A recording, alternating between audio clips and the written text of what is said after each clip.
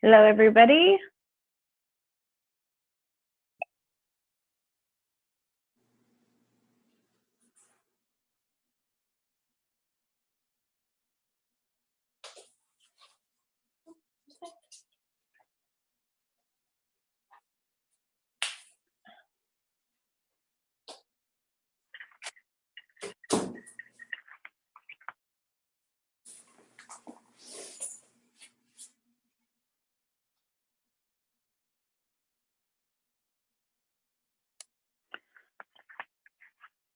There's Danielle.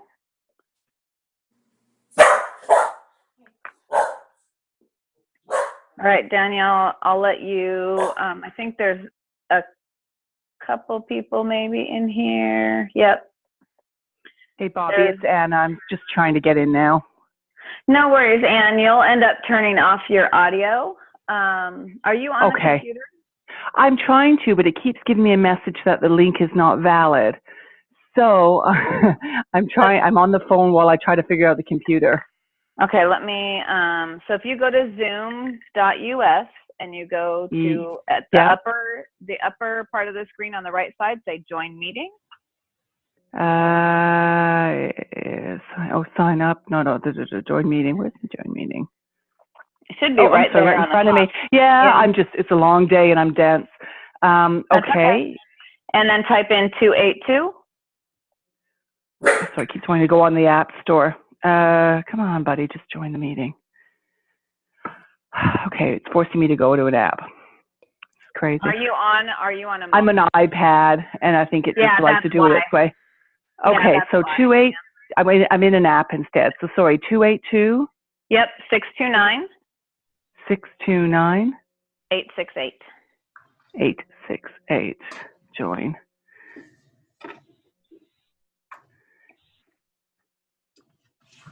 Okay. And so I want internet audio, I guess. That's good. Okay, I look like I'm good. I'm going to hang up.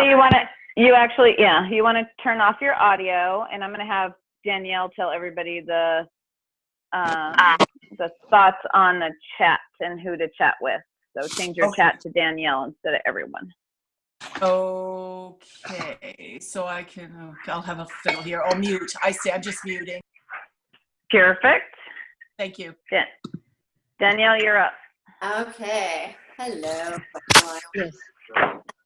No, not yet. So what we're going to have to do is everybody make sure that they have their audio off and video off. It probably is by default, but just double check. And then if you want to ask questions, go ahead and type it into the chat. Danielle, hang on just a second. I hear somebody talking in the background, so somebody's audio is on. So if you can go to the bottom of your screen and turn your audio off just by clicking it, that way we don't have a lot of feedback in the recording. All right, I think you're good now, Danielle. Okay. Uh-oh. I think I hear a little bit of back talk somewhere. Yeah, I don't hear anything now, but go ahead. Okay. Sorry. So to ask questions, what we're going to have you do is type your questions into the chat function. If you're on a computer, probably at the very bottom. If you put your mouse over that, the little chat box will come up. If you're on an iPad or something, there's a chat function probably in the app in the upper right corner. Go ahead and type your questions in there, and then I will relay those questions to Bobby, and then she will ask them, or she will answer them for you. Hope that makes sense. Let me know if you have problems or anything. Okay, so if you guys all don't mind, those of you that are on a computer, go ahead and type in the chat window right now that you understand. And please let me know if you can hear me okay or not. I'm using a headset, but I can actually turn that off and use the microphone. Danielle, your audio is cutting in and out a little bit. I don't know whether that's on my end or your end. Oh, I'm not sure. So far, I've heard you fine. Okay. Can everybody hear me okay? Am I cutting in and out, or do you hear like every other word or anything like that? So far, everybody says they can hear you fine. Everything's all clear. Perfect.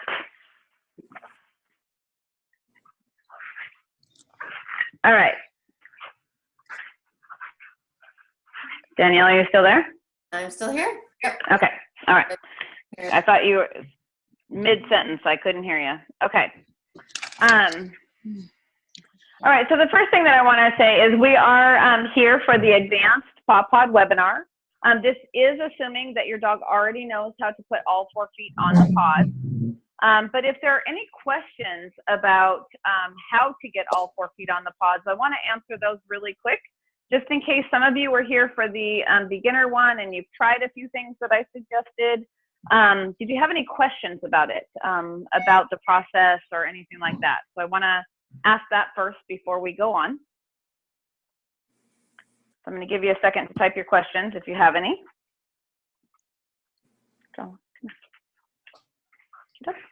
Lie down.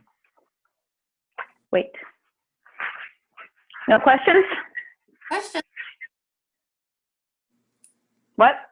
Oh, I said no question.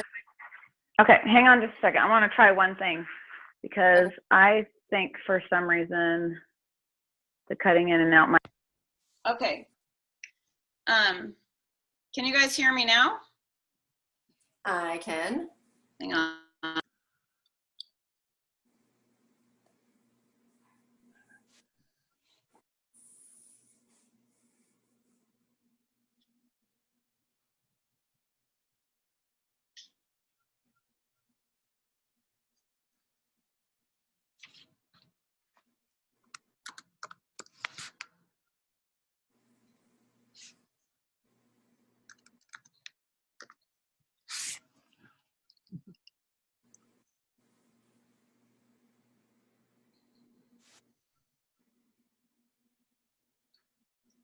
Oh, there you go.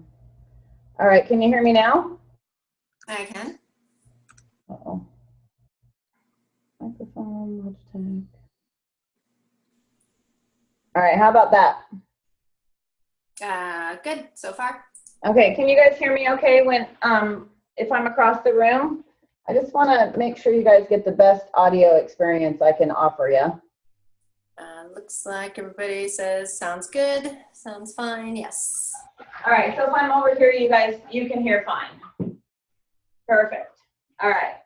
And no questions about all 4 feet on the pods?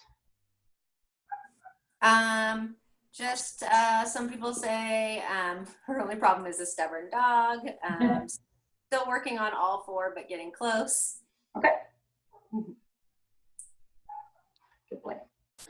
All right, so one of the things that I will say that can also help, how many, I'm not going to ask questions because you guys aren't on audio, so I'm going to say if you're involved in agility and you've done a 2-on-2 off contact, oftentimes you've trained a rear foot contact position. So I will say one of the other things that is very, very helpful to training the pods is having front feet and rear feet on a separate cue. So I'm going to show you that first. I want to get up there for me. Okay. Up. So again, as you guys previously saw, I start with all 4 pods together. And the reason for that is because it just gives the dog a bigger target to start with, and then we will refine down. But if I was going to teach him a cue for his front feet and a cue for his rear feet, I will have established that usually with a target, such as this. Or even using a balance lift or a fit bone, you can train that cue. But once it's established, you can use it with the pods. Feet. So Drama's rear feet cue is just feet, and his front feet cue is toes.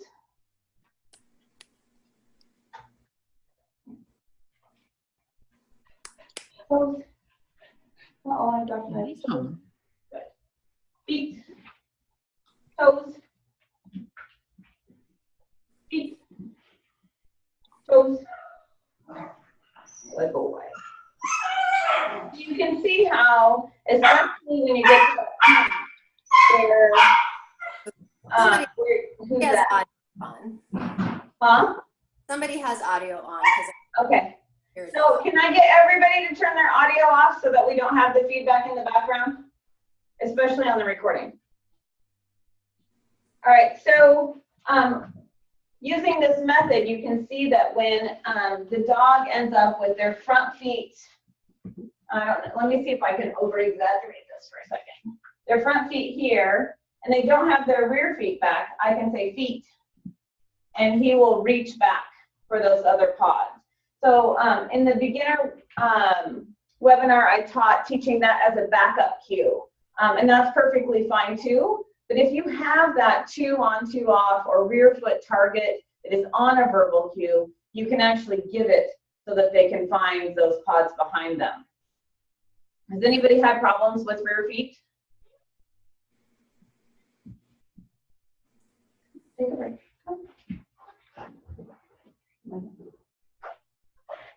Doesn't look like. All right.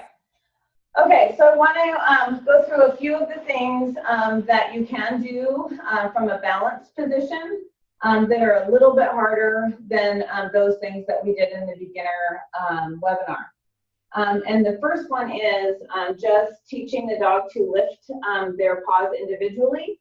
So again, I'm going to say that if you haven't taught a rear foot lift, those need to be on cue before you can do this. So Drama has paw and foot are his front feet, and he has lift and rise are his rear foot cues.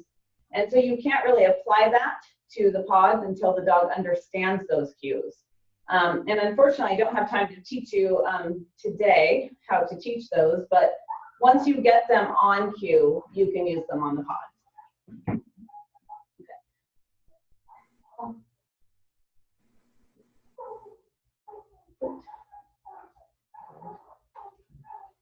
I think I still hear a dog barking. If anybody has their audio on, please go ahead and mute it. Right. Right. Yes. Good. Good job. So you can see how he can get a twisting through his spine. I don't know if you can see that. Actually, I'll turn it this way and I'll do it one more time. Come on. So that you can see. Come on. Okay. So watch right down his spine as he lifts. See that twisting in his upper spine and all the way down. Yes. Rise, rise. I know, rise is hard for him for some reason, right? There you go, good boy, good boy. So that twisting motion is really, really important because we get that twisting motion in performance sports. We get it when the dog is turning and coming back with the ball. We get it for many, many different ways that they move. And if we're not supporting that with strength, then that's where the dog gets injured. That's where some of those psoas injuries come from. It's from where the shoulder injuries and some of the back injuries happen. So getting that twisting motion through the spine is really, really important. And this is just one of the ways that you can do that on the paws.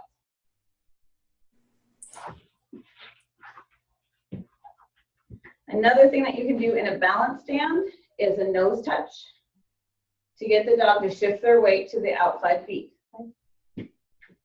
Side. Touch. No, just touch. Yes. And you can do a pop-up. Pop. Good. Okay, let me move this again so that you can see it from the side. Let me see that. How's that, Danielle? Okay? Yeah. There. All right. Side. No. Drama. Side. Good. Okay. Let's. There you go. Stop. Yeah, there you go. Good. Wait. Touch. Yes. Touch. There you go. So this takes a lot of strength in the core. He's actually pushing up using his forelimbs and his shoulders, and he has to use his core. And he has to pay attention to the paws when he comes back down. When he does a nose touch to the side, he's shifting weight to the opposite side. Good.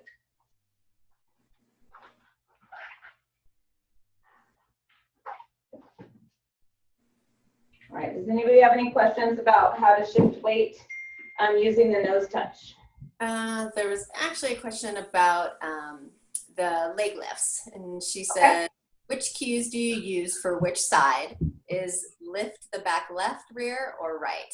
I want to teach my dog the same as you for future webinars. Okay, so I taught lift, which is my left, and rise, which is my right. A lot of my students did the opposite of that. And then I was also told that raise was grammatically correct instead of rise, but that's not what I used. So at this point it is what it is because I used rise. So lift was his right rear and rise was his left rear.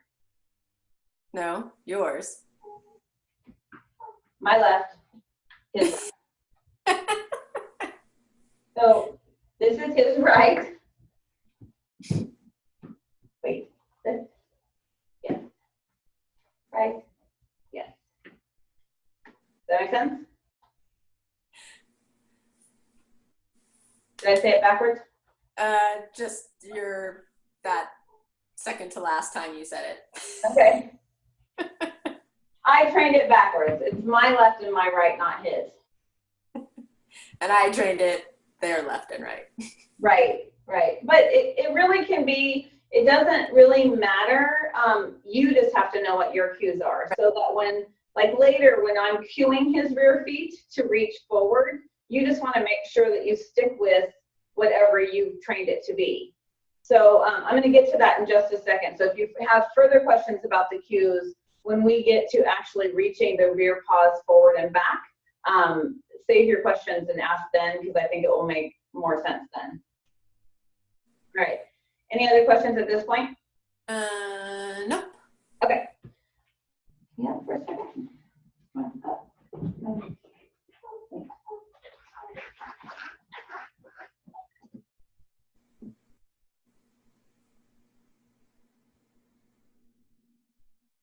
Hang on one second. I'm just making sure that my phone is on airplane mode so that my son doesn't text while we're webinaring. Okay.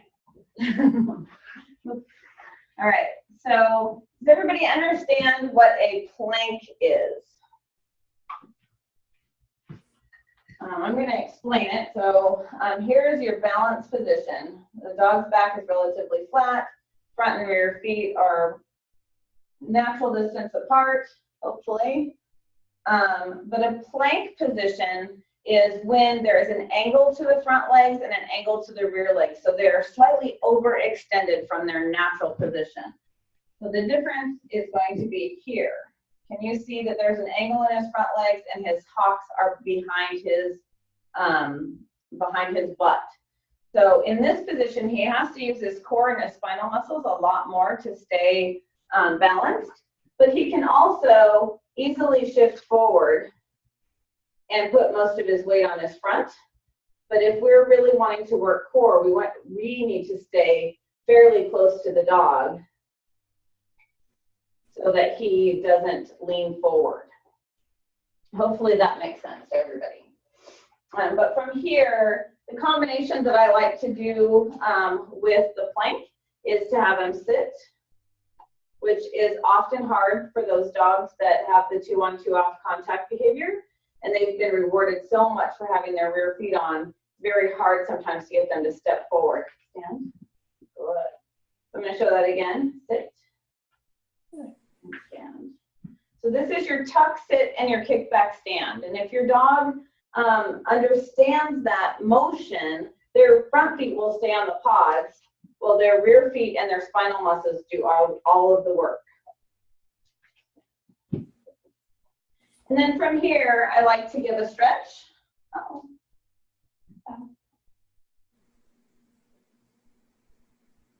And I'm just using a chin rest to get that bow. Oh, wait. Good.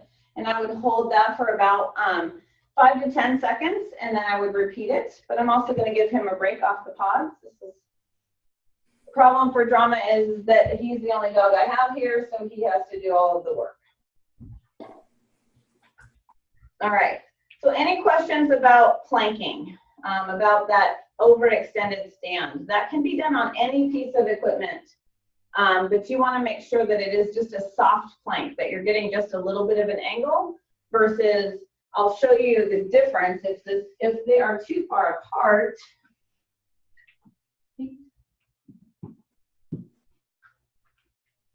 See how he's struggling to get on them?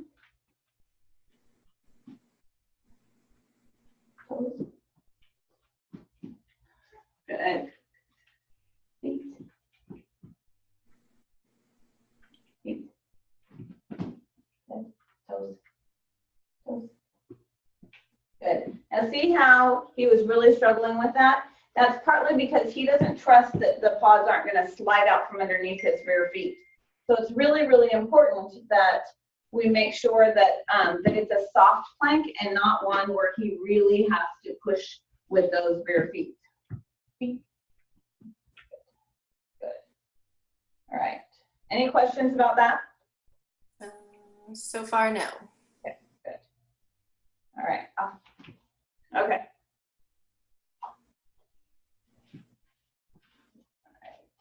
Oh, let's go back to this. So another really great exercise is to teach them to put all 4 feet on 2 paws. Yeah.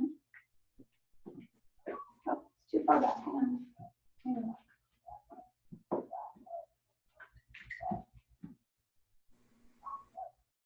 Yeah. Oh.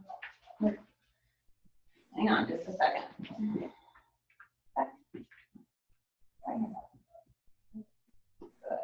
Good boy.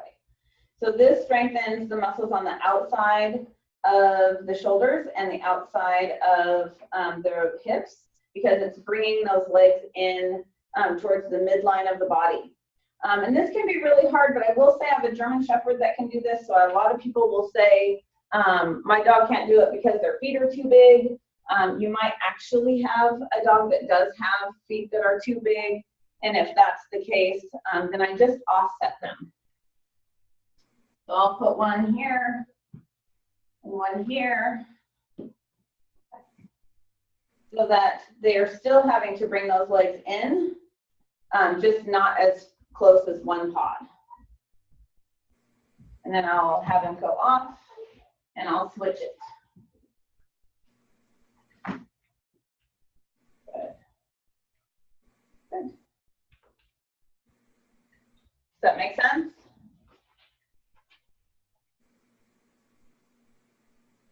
All right, no questions so far, Danielle? No questions so far. Okay, all right. I feel like I'm talking to myself. So the hardest part about webinars is not having the immediate feedback, but the problem is that it creates issues with the recording and in general. So it's better to have you guys typing than actually being live. So all right, moving on to, we're going to do some wide pods. So again, we want to strengthen the muscles. Just now we did narrow. Now we want to go wider. But again, we don't want to go super, super wide. We want to go just beyond what is natural for the dog. Good, good. And you want that flat back.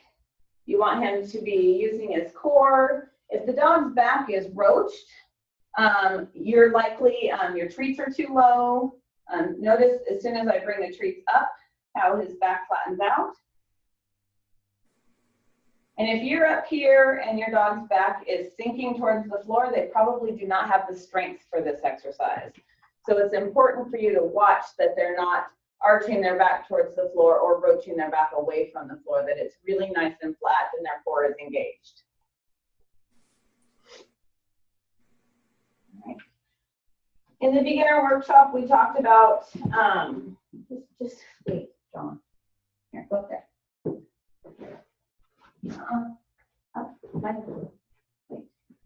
We talked about how sidestepping is one of the behaviors that we need to get the dog to step from one pod to the other. So lots of people end up with 2 feet on one pod and then 2 feet on 2. So you end up using 3 pods instead of 4 pods. So sidestepping is a really good thing to have on a verbal cue so that you can get the dog to step to the side. But it's also a really good way to combine the two behaviors that we just did, which is to have them sidestep to 2, then sidestep to 4, and then go back to 2, and then off. So we're going to try this. Ready? Side. Side. You're in a hurry. Side. Wait. Yes. Side. Side. Side. Yes. Back. Okay. Side. Yes. Good. There you go. Yep. And off. Good. All right, we're going to try it one more time. Can you guys see it okay, or do you want me to try from a different angle? Do you want me to turn it? So far, I think it's good. Okay. You can also try it from the other direction. This way. Side. You gotta wait. Side. No? Yeah, good. Side.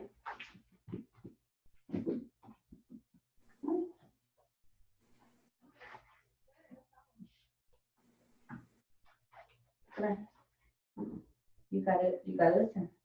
Then. Side. Side. Yes. Side. Yes. Good. There we go. Side. Good boy. Good. You can see how hard that is even for him to reach out and try to find those other pods. Side. Good. Good. Good.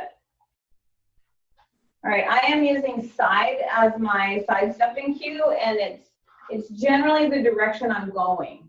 So if I'm going this way, it's side. If I'm going this way, it's side. I do have some clients that train different sides to different cues. But in general, I think that with sidestepping, he's going to be going the direction I'm going. I've kind of just trained one cue. But I know that with obedience and some other things, if you have trained things on the opposite side of your body, you may be using that side cue for something else, and you might have to come up with a different cue. Does anybody else have a different cue that they use for sidestepping?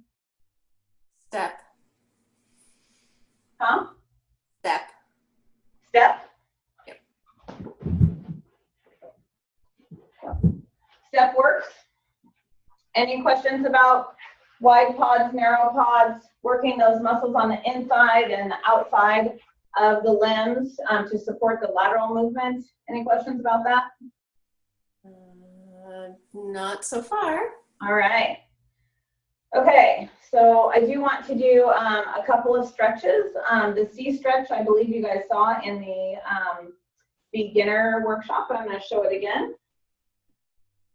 Another cue that works really well for paw pods in general is a hop it up cue, or something that means put all 4 feet on. It just gives the dog a little bit more information. Hop it up. And I'm going to bring my hand down.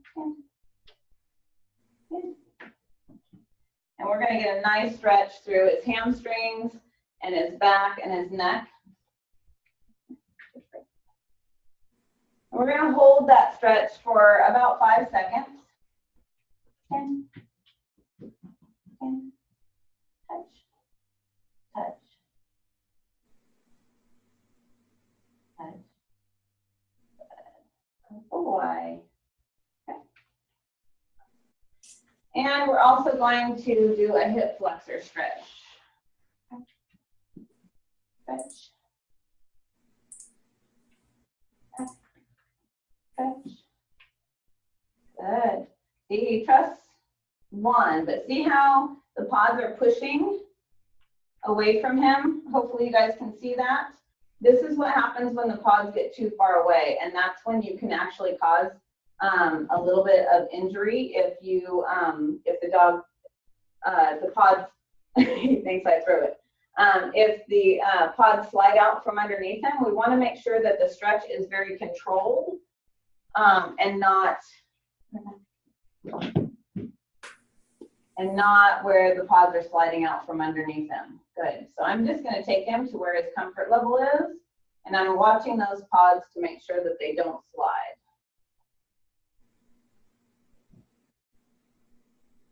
All right. Good. All right. Any questions about that? Not yet. All right. So I am going to go into now a little bit about training those feet on cue. So one of the things that is really, really helpful, I'm going to go rest for a minute, in training advanced exercises on the pods is getting those feet on verbal cue. So I talked about it a little bit already. We had the question about the cues, but if you can train them to lift their paws on cue, either forward or back, you can teach them to stretch their own body versus having to manually stretch them or static stretch them. One of the things that happens in performance sports is a dog's hamstrings get really, really, really tight from jumping, especially those dogs that don't fully extend their rear legs over a jump. And what happens when they have tight muscles is those muscles shorten over time, and then it makes it harder for them to jump. It makes them sore. They start compensating in their back. There's lots of things that can happen. But a lot of dogs don't like to be held down and manually stretched, and they don't do a lot of static stretching on their own. A lot of dogs will do like a bow when they get up in the morning, but they're not going to stretch their hamstrings really efficiently. Nor do they always arch their back like a cat, like that C stretch that I just did. I don't really see dogs doing that naturally on their own very often. And those are all very, very important stretches to have. I don't know if any of you, I sat in front of a computer for many, many, many years. So even today, even though I've not been sitting in front of a computer 8 hours a day for the last few years, my upper back is sore when I wake up in the mornings. And so I have to stretch every day. As our dogs get older, especially, they will have some of those sorenesses. But if you can teach them to efficiently stretch a little bit on their own, a little bit more of an active stretch, so they're not going to be holding it as long, but you can ask them for a little bit of repetition, then it will really help them in the long run. So to do some of these stretches, we do have to put the pods a little bit closer than what is natural for them, because we're going to be asking their front foot to reach to their back foot and their back foot to reach to their front foot.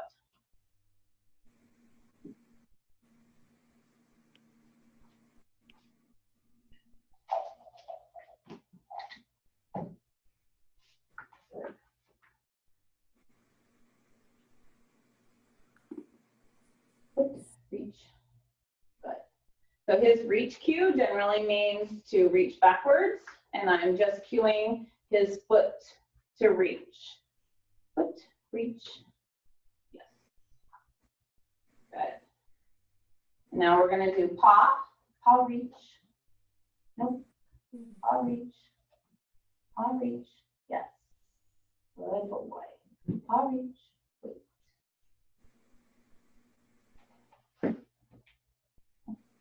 Paw reach. Good. You can see how he's getting a nice stretch through his back, and now we're going to stretch the rear legs forward. Lift, lift up, lift up. Good boy. Here. It does help sometimes by removing one pod. Oh, I moved the wrong one. Hang on. This way. Lift, reach, lift, lift, reach. Oh, sorry, lift up, lift up. Good, good boy, good.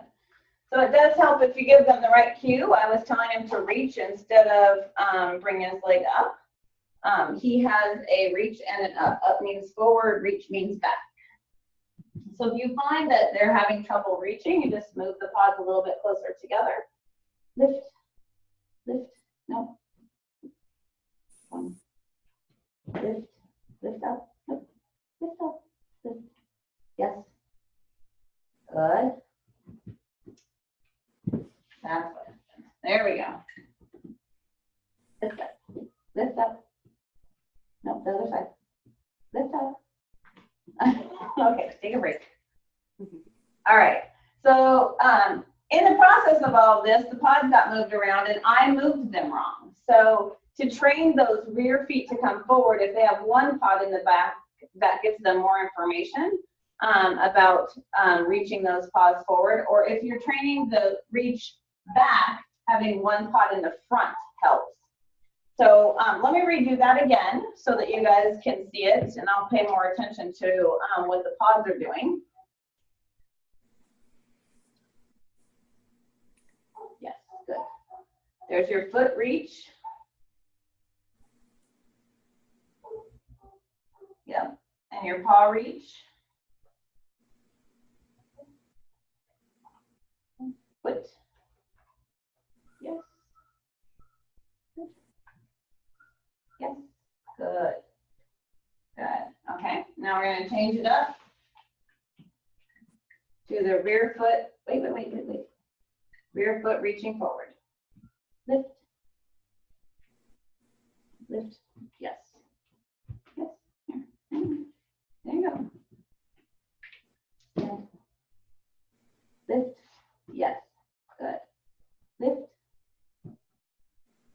Come on. Good. You're not very flexible today.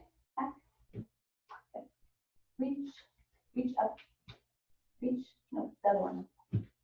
This one. Yes, good, good. All right, okay. So again, he has to have those rear feet on cue in order to even do this behavior. But positioning the pods the way I have them gives him more information. So he's really, I think he's just a little bit tired today. So there's your lift, reach. You mean lift up? Yep, sorry, lift up. And your rise up. Come on, rise up. Nope, rise. Sorry, can you guys, I don't know if you guys can hear the barking, but he's distracted by it. There's some dogs in the hallway. Rise. Strong. Rise. There you go. There you go. Good boy. Back. Good. Good. Uh-oh. Just stand. Just stand. Good boy. Good. So it's okay. So we talk a lot about that flat back. And it's okay during these particular exercises because we're stretching the back and we're positioning the back as it will need to be used when they're stopping to turn, when they're coming down over a jump. They need to be able to bend and flex their back. So this position is okay for a period of time, but you do want to lengthen them out afterwards. So that hip flexor stretch that I showed is really, really beneficial for that. So going back to this just so you can see it one more time. Can you just, good, good. Lift up. Lift up. Yes. Back. No.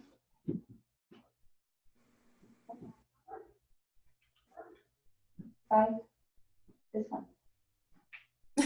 There you go. Good boy. Good. All right. So any questions about that particular exercise or how it might help them or how long you should hold it or anything like that? Yes, there's a couple. So one is how do you initially train that? And then the other question is how long do you hold each stretch and do you repeat? Yes, so active stretches I usually hold for anywhere from 2 to 5 seconds, and I repeat them anywhere from 3 to 5 times. It can also be an exercise of just moving the leg and moving it back. It just improves balance and proprioception, so it improves the limb awareness. The easiest way to train it is first to have all the feet on cue. And then it's just about playing around with the pod. And so basically what you're going to do is you start with the pods like this, and say I want to work on his foot, which would be this side, and I want to work on it reaching back. So I'm just going to move the pods like this first. And then I'm going to put it off, and I'm going to move that pod back after I do some repetition. Not although it, that one. Yeah, there you go. And then I'm going to eventually move that pod all the way back so that he's starting to reach back. And I'm going to cue that with my foot cue. And then again, if you have a cue that means reach back, mine is reach, and up is forward. I often, lately, I have found that I give him the wrong cues, which I have done even today during the webinar.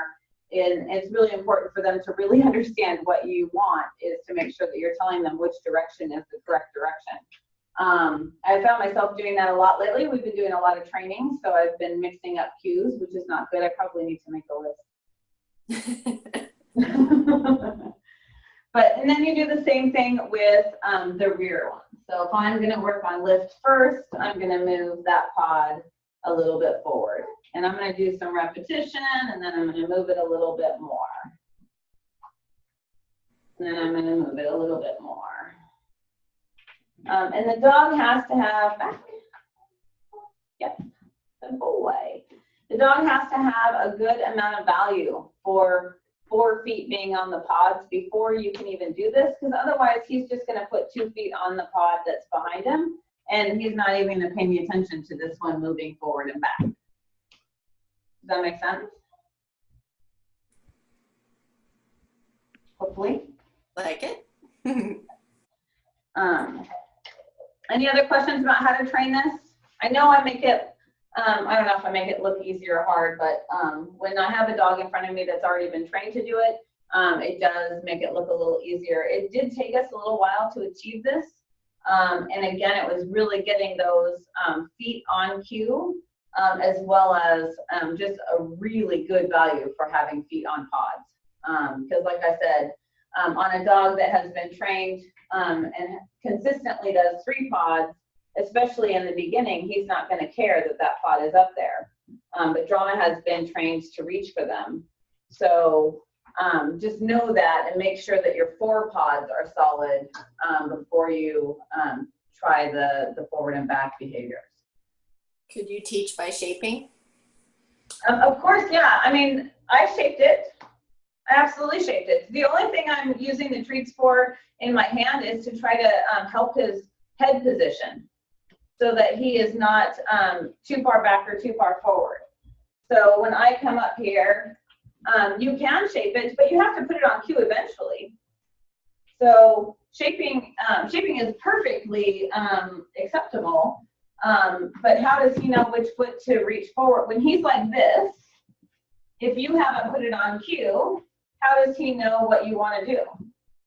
He would need you to cue his feet to come forward. So you still do need to put it on cue.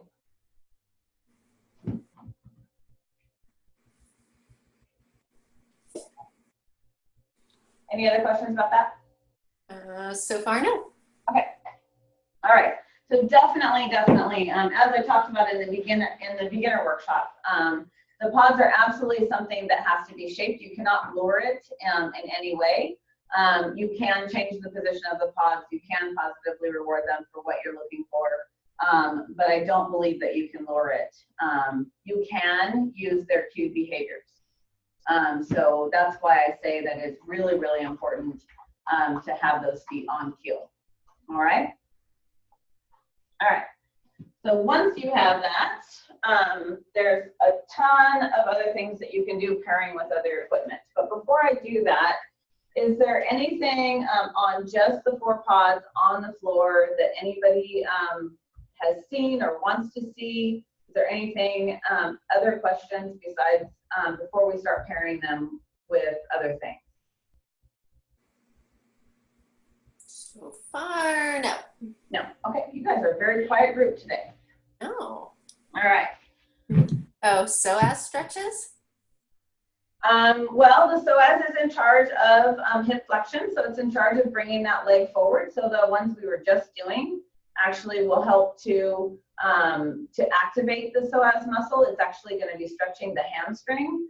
But the hip flexor stretch that we did where his rear feet were behind him. So as an example, it's probably easier to show you than tell you.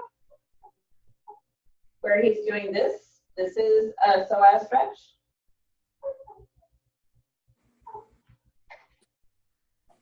And this stretches through the hip flexors, through the hips. And then, like I said, the stretches we were just doing stretches up that hamstring and activates the psoas as it's bringing the leg forward. So the psoas is stabilizing that movement.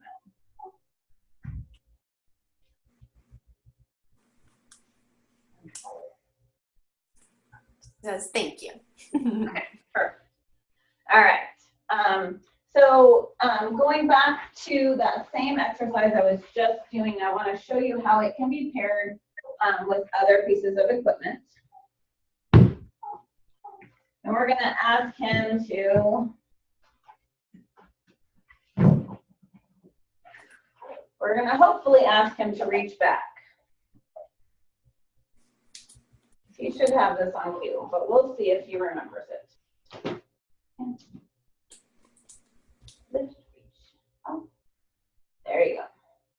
So this is a little bit softer stretch, but it's actually asking him to activate the muscles that he needs to reach back versus the ones he needs to reach forward.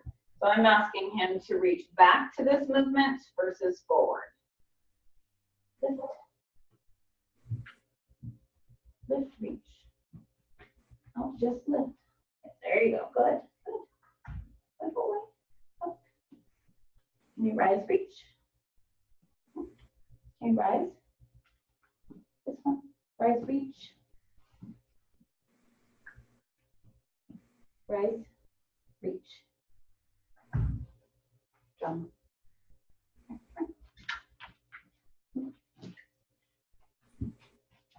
Rise, reach. Oh, come here. I'm just gonna make sure that he knows that pod is there because he's starting to get tired already. Rise. Not exactly what I was looking for. He's doing it backwards, but I don't know if you guys can tell or not. Danielle, can you tell that when he reached forward just now, he did not have a lot of weight on the leg that he was reaching forward? All of his weight was on his back leg, the one that was on the pod? Yeah. Good. And that's what you want. You notice I'm trying to keep his head up versus when I was doing the other one, I was encouraging that rounding in his spine and the pods were close together. Using the fit bone, I am actually trying to get a little bit of a hip extension stretch versus hip flexion. Yeah. Okay, cool.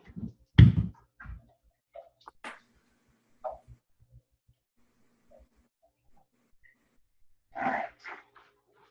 Okay, so any questions about those stretches? They can be paired. You could actually do this with a balance disc as well. You could turn the bone this way.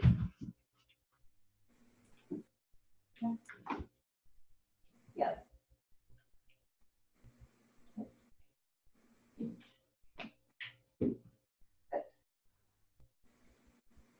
So say this is what you had. Say your dog ate some of your pods and you only had one pod. You could do it this way. or say you were traveling and you only had room for a couple of pods and a bone. You can adapt these exercises to many different pieces of equipment.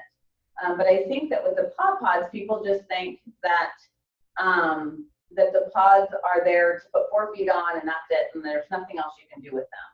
So that's part of the reason that I decided to do these webinars, because I think there's really an unlimited amount of things that you can do with them, and this is just one of them. So any other questions about those? Nope.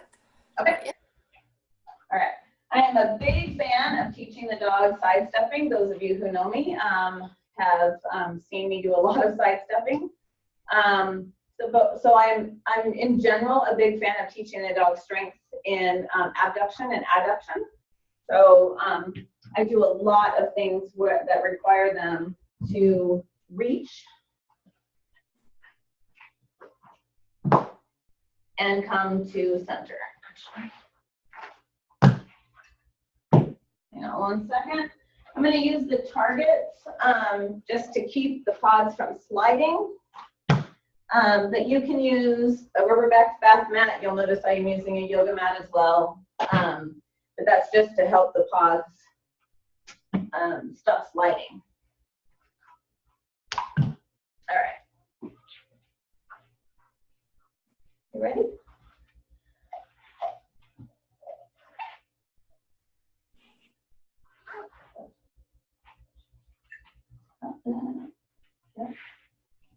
Feet.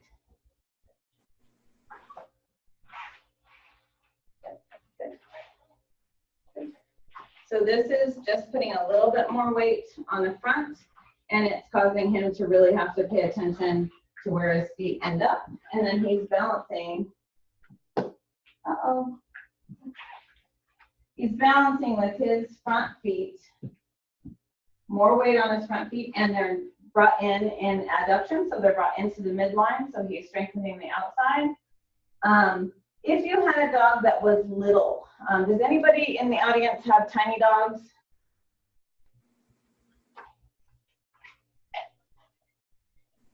No tiny dogs? Tiny dogs. Okay, well, if you did, or somebody else who might be, huh? 10 to 18 pounder?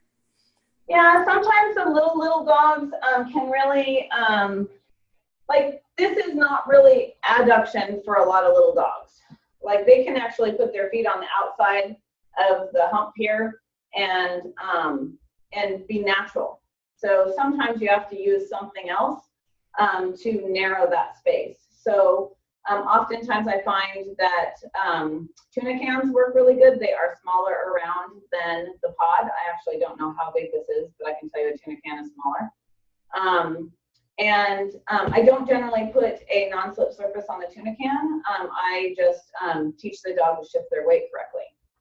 So if you did have a small dog, that's what you would do.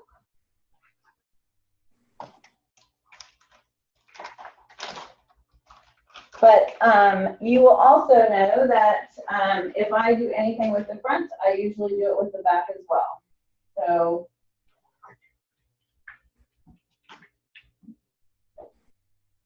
we're going to teach his rear legs to come in, and he's going to sidestep to the pods.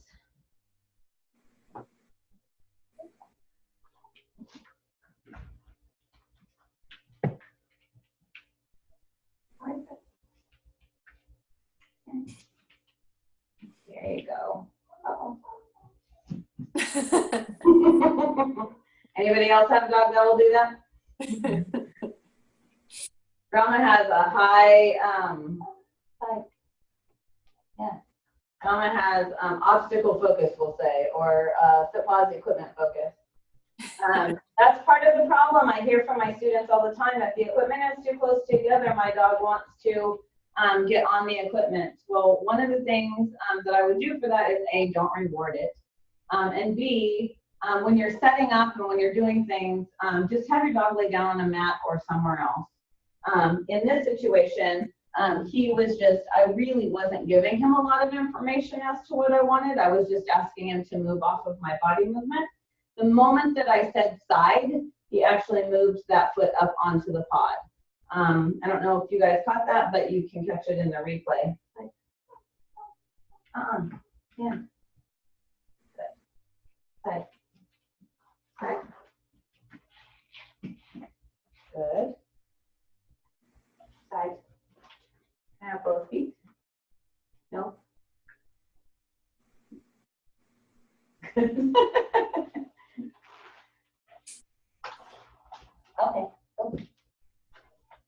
All right. And this can also be done with the big disc, and it can also be done with the fit bone. But I do have a fair amount of dogs that do need to start with a stable surface. This is just a normal feed pan, but this can be used in place of your small disc until the dog is ready for a more balanced challenge. You can also deflate and inflate your disc to accommodate more of a challenge. We talked a little bit in the beginner workshop about inflation. For the most part, when the pods come, they don't have, they're not rounded on the bottom.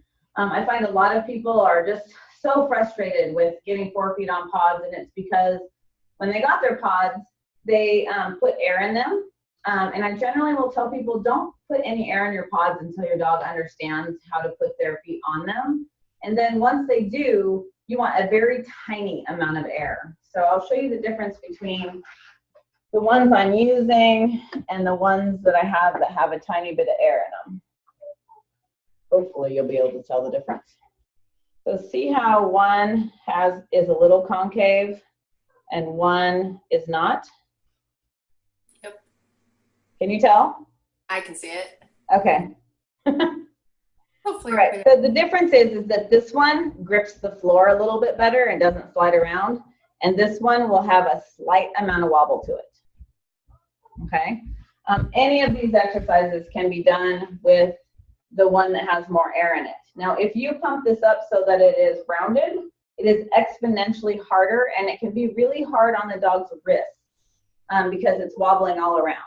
Now, there might be reasons that you would do that exercise to strengthen their wrists at a low level, but for the most part, I want you to be real careful about asking for that kind of rotation with a lot of weight forward. So you might have to try putting them on a stable surface for a period of time, things like that. I don't know, has anybody had any issues or had a rehab person ask them to use the pods in that manner? I'm not saying that they're wrong. I'm just saying there's different reasons why you would do it. Doesn't look like it. Great. Okay. All right. Anybody add air to their pods? Has anybody in the group successfully had their dog standing on the pods upside down? Nope. Nope. Okay, so I will tell you that's quite a process. Drama is actually not there yet. He will stand on the front ones upside down, but not all 4 feet. So I can show you that if he is not too tired. But it is a lot harder. So I really want you to watch how he manages it, and how he shifts his weight. And then I will actually tip the other ones so that you can see how hard it is. You gotta wait, dude.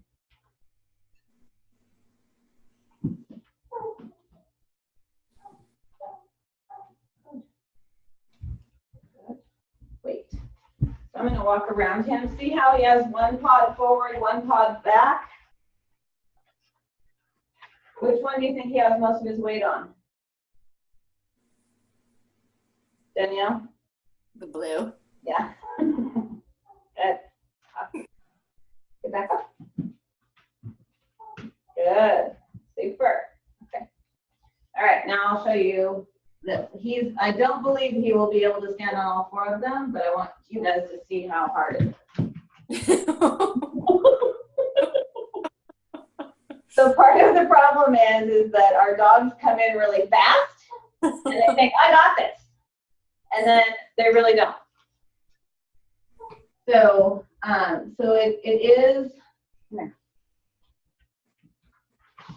it is exponentially harder upside down. Ooh, look at you making a liar out of me. So he actually had them tipped, so they were together.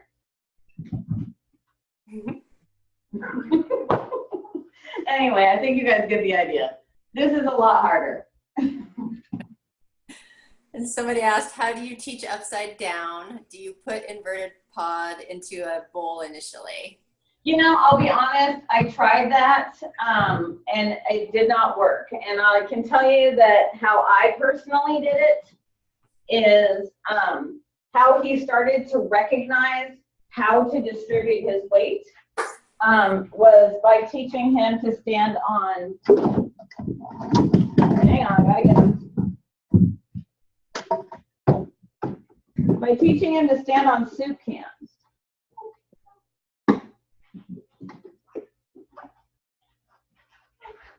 So I'm going to show you this. So these are soup cans. They're the big soup can. They are upside down because this one has a pull tab on it. It does provide really good proprioception for a dog because of the little ribbing on the top.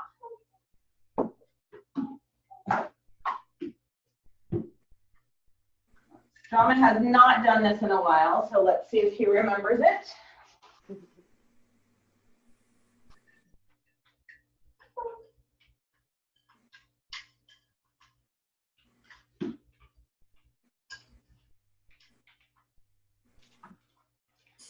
I'm just going to reposition the can. Good boy. So what this teaches him to do is it teaches him how to distribute his weight so that he can step onto the can. And if he does not step in the middle of the can, then it's going to tip over.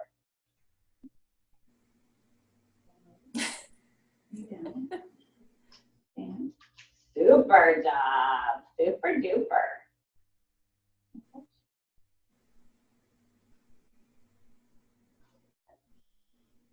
Good job. Good. Super. Okay. So what I found when I trained this was that he wanted to rush in here and he would knock these all over. Danielle, I think you've done it with Chloe. Yep. Don't get frustrated. Just reset them. That's all I can say is just reset the cans and keep going. But just keep your sessions really, really short so you don't get frustrated and the dog doesn't get frustrated. I will say when I was first training the pods, I did train Drama to bring me back the pod. So when he kicks the pod out, I trained him to retrieve it so that I didn't have to chase the pods down. But that said, I know many, many people that have one chewed up pod. So you have to know your dog and whether you can actually do that or not. Drama actually will not pick these up unless I tell him to, versus a dog that will just grab them if they're hanging around. So again, know the dog that you have. Does anybody have any questions about using this to teach the upside down pods? It teaches him to find the center and the balance. Does that make sense?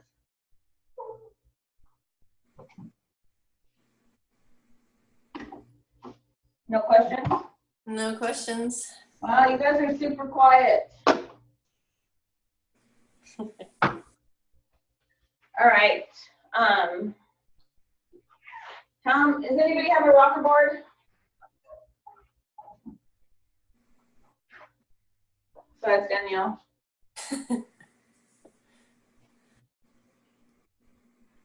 Yes. Oh, good. Or a wobble board. Does anybody have the giant wobble board? This works on the wobble board as well. So again, this is very size dependent. So if your dog is bigger than 30 inches long, you cannot do this exercise on the wobble board just because it's not going to be long enough.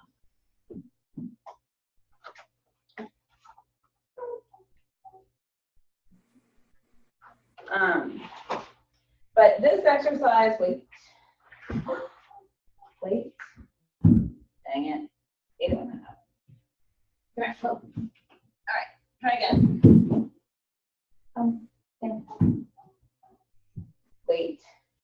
I'm gonna teach him to shift the rocker board back, hopefully.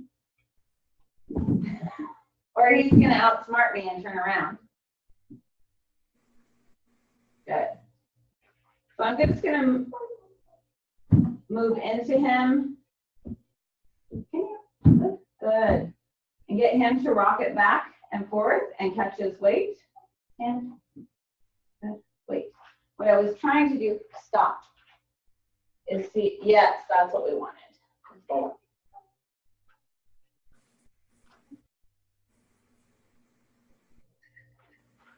I was trying to walk behind him to get him to shift his weight. And see how he keeps wanting to step off? That's just because he's not 100% certain of the board rocking. And that particular pod is changing his center of gravity because it's a little farther back than the yellow one. Hopefully you guys can see that. I think if I square these up, he will not move his feet as much. Can you get off for just a second? Thank you.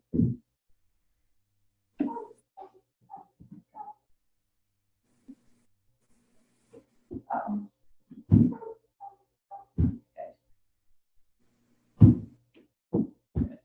Good boy. So see how I'm trying to get him to rock it himself? I can also ask for a paw.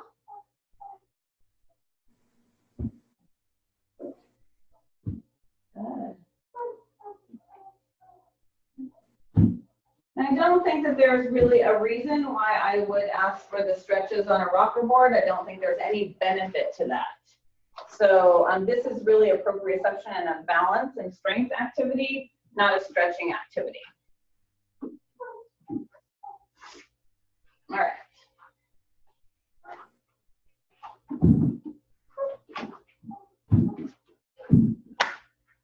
Can you get off? Slide on.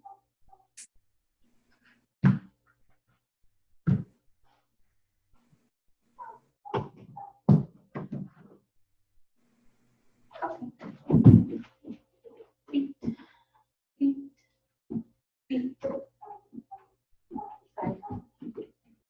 Uh-oh.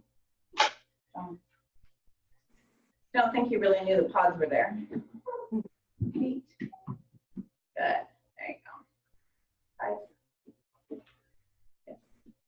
So this is again working the shoulders, and it's improving his core strength and his limb awareness. Good. Oh, yeah. I don't really care whether his rear feet stay on one pod or two pods. I just want them to keep balanced.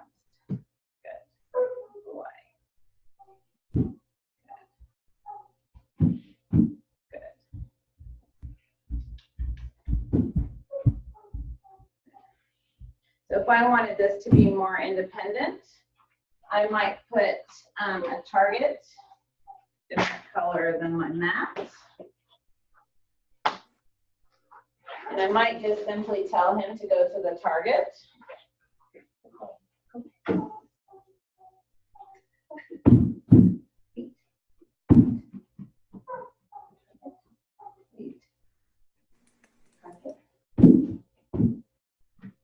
I'm getting tired. All right, well, he's not going to demonstrate that. But that's okay. He's just getting tired, so I'm just going to use my hand targeting. Good. But you could easily clicker train him to go to each target without any problem at all. And then, of course, you know I'm going to tell you that catching his weight on the rocker board with his rear feet as well as his front is important. So, a big fan of reversing exercise. Partly because I don't have to move anything to complete our workout. I want him to pivot and reach off. Pivot and reach off. And I want him to control the rock on the rocker board as he's going back and forth. No, we're not doing that right now. Good. So So he's starting to fatigue. I don't know if you guys can tell. He's starting to really throw different behaviors. There, that's better. And he's not 100% paying attention to what I want. Plus, it's distracting to him that I'm talking to you guys. But when you see them start to fatigue, that's a good time to stop. I often see, and I'll be honest, I have done it myself. I'm trying to figure out how to train an exercise, and I'm trying to get him to understand it. So we end up doing a lot of repetition. So for instance, if you were training rear leg lifts, and you wanted him to, you know, lift his rear leg to a cone. If he did this, like say that's a cone, he did this movement 25 times trying to get a click and a treat, then he would be really tired afterwards. And the only thing I can tell you is when you're asking your dog for a specific movement, try to do that movement yourself a certain number of times so that you can see how tiring it is for them.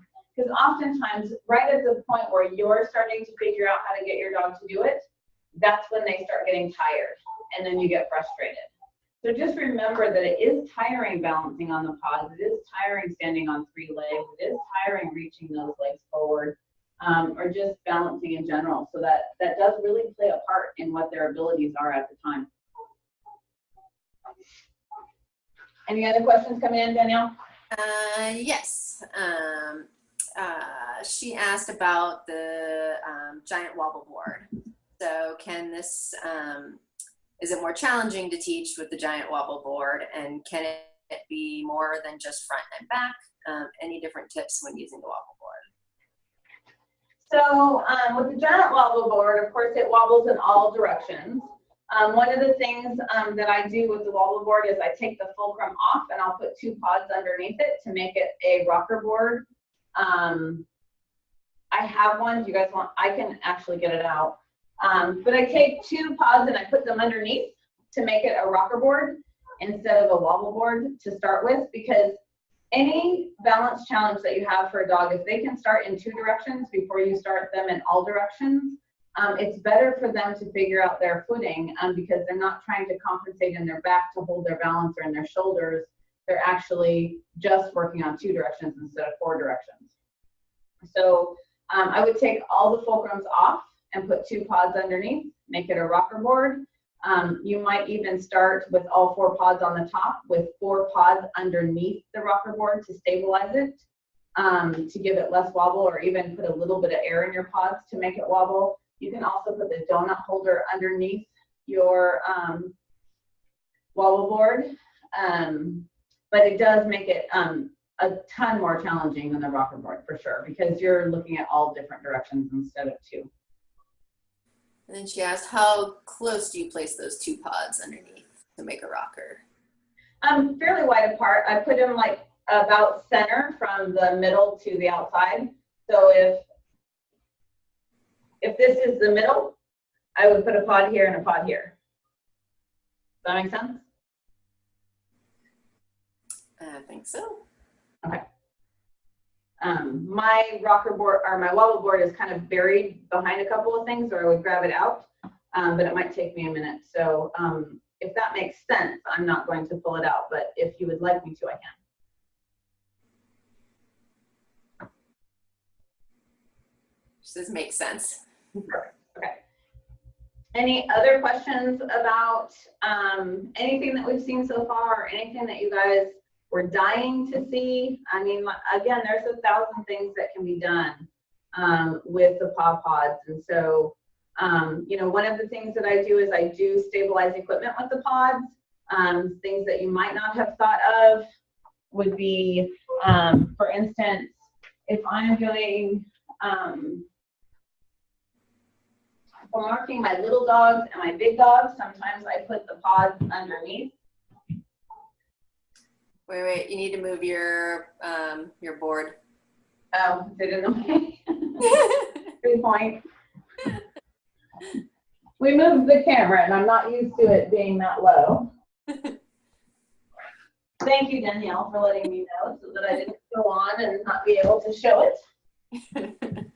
So if you put your paws underneath your bone, it does actually stabilize your bone a little bit. It makes it less wobbly. But it also does make it higher as well.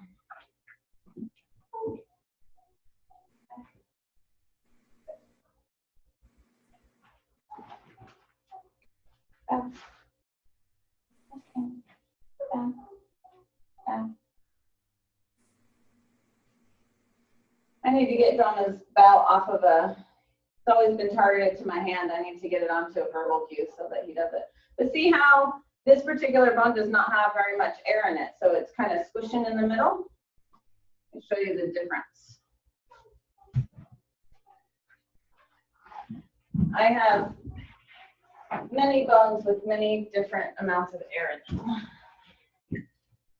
Wait, Drama back.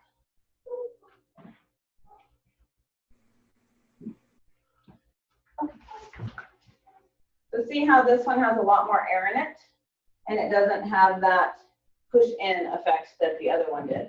Uh-oh, what happened? So what that tells you is that he was putting all of his weight forward, which he should because his rear feet were up, but he didn't really have any weight shifted back. Uh-oh. Try one more time. This one has a lot of air in it, so I just want to see if he can figure it out. Hey, bow. And bow. Good. I don't know if you guys can tell the difference, but now he actually has weight still distributed to his rear feet versus before he was just pushing it away because all of his weight was forward. Does that make sense? All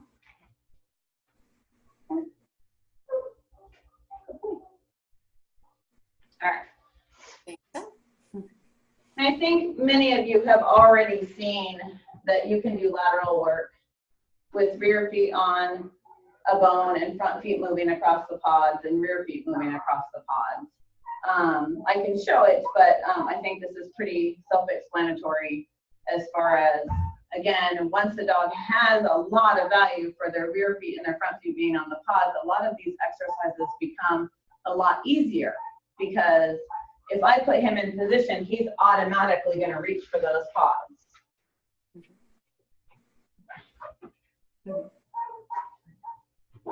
Side. Side. Side. So he has enough value where he's not stepping off and stepping off onto the floor. Sorry, buddy. And not really caring whether the pods are there. We've built up enough value for him to seek them out versus just stepping across and off of them.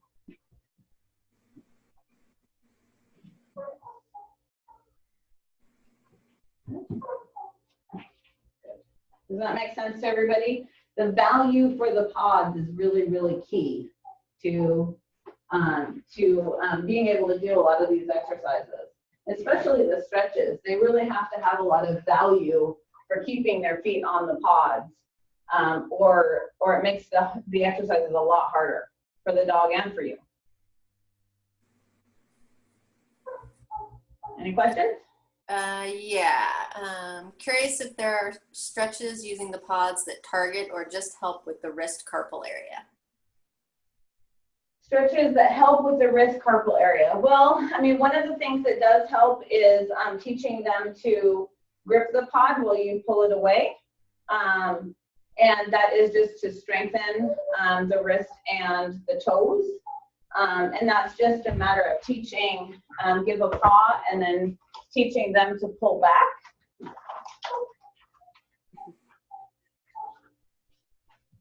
Drama is not very good at this one, so let me see if I can get him to do it. Can you sit? So he's just happy to let his foot fall, but you would want to get your dog to grip it.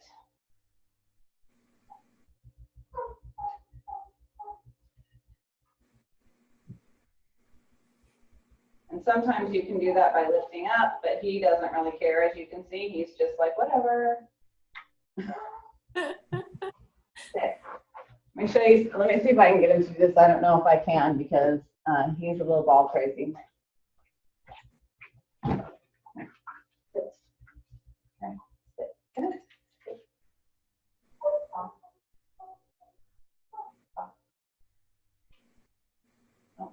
he's not gripping the ball either, but sometimes you can get them to grip a ball with their toes, and that can really help. And again, maybe deflating these and having the dog stand on the flat side, but I would deflate them so they don't rock as much.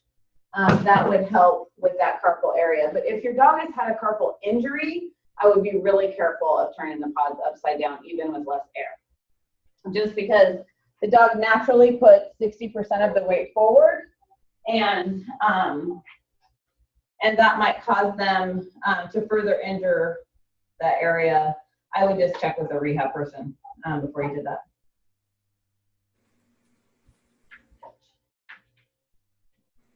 Any other questions? Not that I see yet. All right. Well, hopefully, you guys, I'm trying to stay inside the camera here. Hopefully you guys saw some things that you can use with your dogs, saw some fun things that you can train. I think there's a lot of fun things that you can train by naming their feet first. But really, if you leave the workshop or the webinar with no other information, you really should leave with they need value for keeping their feet on the pod. So Drama has been using the pod since he was very, very young, and he is 2.5. So he's had a lot of time to build value for keeping his feet on the pod. So give them that time. Don't just immediately, skyrocket forward as soon as you have all 4 feet on the pods. Do some of the nose touches and the sit to stands and down to stands and weight shifting so that they really build value for keeping their feet on the pods before you move to some of those advanced exercises. All right. So again, I hope you guys learned something. If you have any questions, please bring it on. Anything in there, Danielle? She says fantastic webinar. Lots of fun new ideas for Sawyer and her. And Drama is a superstar as usual. Yeah, even when I'm telling Drama the wrong cue, he tends to get it. But yeah, we're all not perfect, including our dogs. The one thing that I have learned lately is that you have to remember to always train the dog that's in front of you. So what they could do yesterday doesn't mean they can do it today, doesn't mean they can do it tomorrow, and the next day they might be a rock star.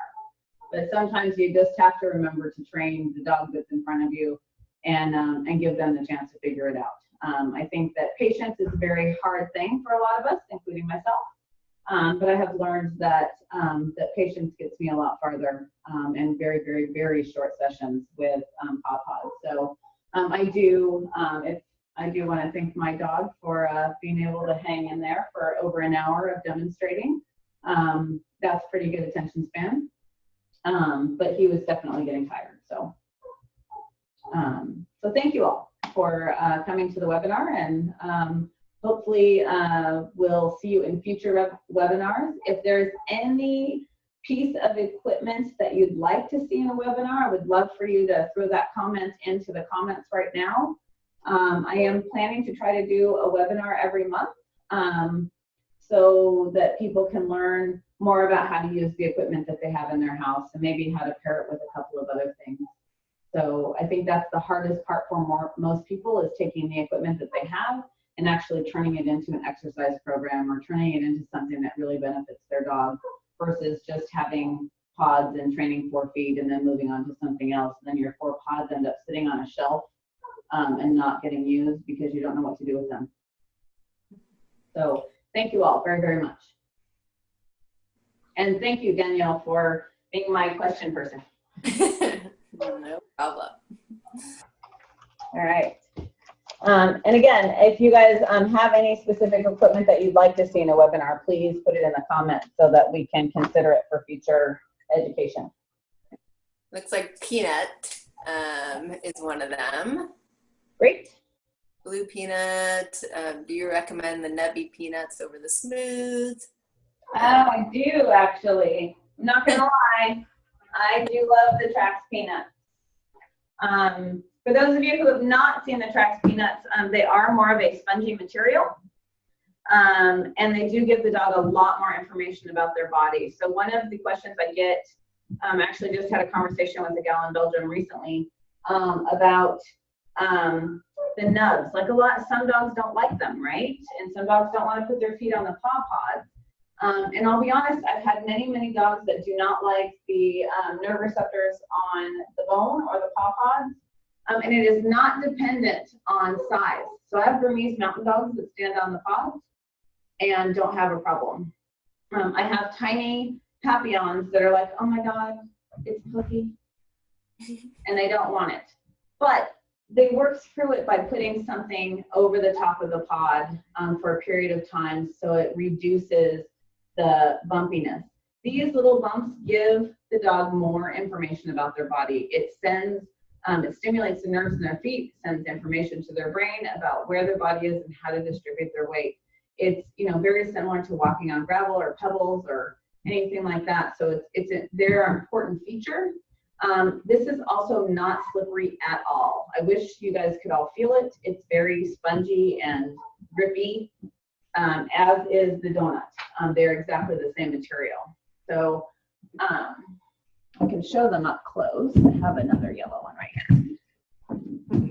So one is very smooth and shiny, and one is grippy. I don't know if you can tell the difference in the material, but there it is. Right.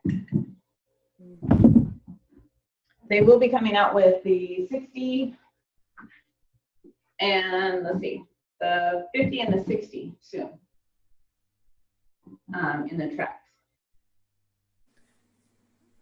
Any other questions in there? I don't think so. Let me know if I missed any of your questions. All right. I keep getting too close to the camera. I'm not used to talking to myself. So, all right. Well, thank you guys. I'm really excited to be able to offer webinars. It is new to me. I'm sure I will get better at it as time goes on. I'm not used to not pressing the retake button. So, so bear with me as I figure out how to be live. But hopefully you got some good information out of the webinar, and I hope to see you in future ones. So with that, I'm going to go ahead and stop the recording.